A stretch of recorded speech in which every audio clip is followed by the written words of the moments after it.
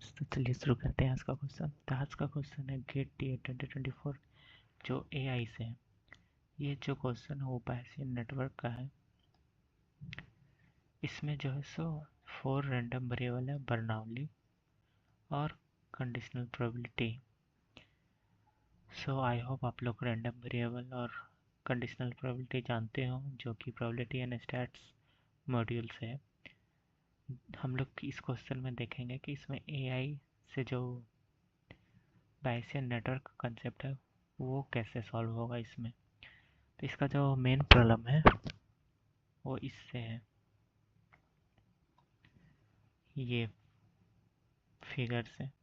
तो ये फिगर से हम लोग को इंफॉर्मेशन जो मिलता है वो हम लोग देखेंगे कि पहला तो ये रैंडम वेरिएबल है u, जो किसी के ऊपर डिपेंडेंट नहीं है। इसका टेबल जो है सो यहाँ पे हम लोग देख सकते हैं।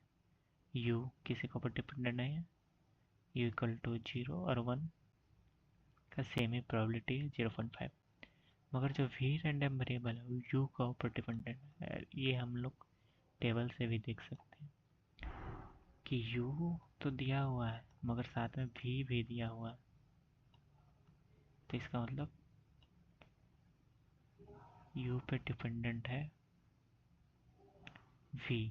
सिमिलरली v w का भी वही है, w भी डिपेंडेंट है u का ऊपर। लेकिन जो z है वो दोनों का ऊपर डिपेंडेंट है, v का और w का।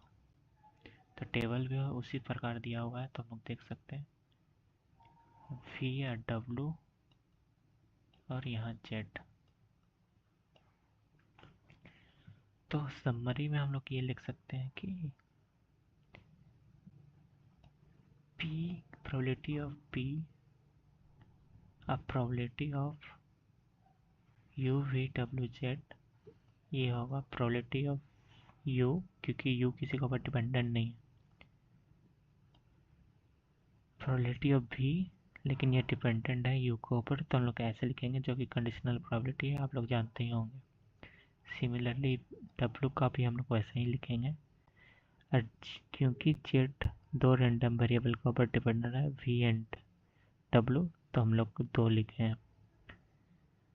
लेकिन प्रॉब्लम ये है कि u equal to 1, v equal to 1, w equal to 1 and z equal to 1, इसका प्रोबेबिलिटी हम लोग को फाइंड करना है। तो ये क्वेश्चन जो पूछा है वो, तो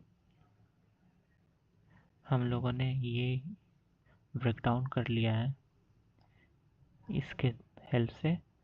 अब हम लोग को बस टेबल के हेल्प से यहाँ वैल्यूज पुट करना है। तो लोग देख सकते हैं probability of u equal to 1 का 0.5 है, probability v equal to 1 given गिवन दैट w u इक्वल टू 1। तो ये होगा यहाँ भी 0.5,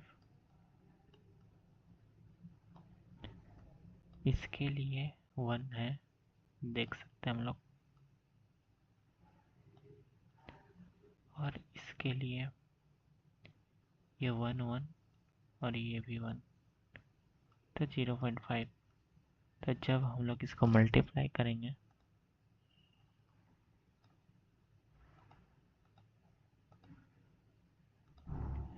तो ये हो जाएगा 0.125। आंसर में भी हम लोग को round off to 3 decimal places लिखा हुआ है, लेकिन राउंड ऑफ करने की जरूरत नहीं है क्योंकि ये तो 3 डेसिमल प्लेस पे ही है, 0.125। तो ये होगा आंसर इसका।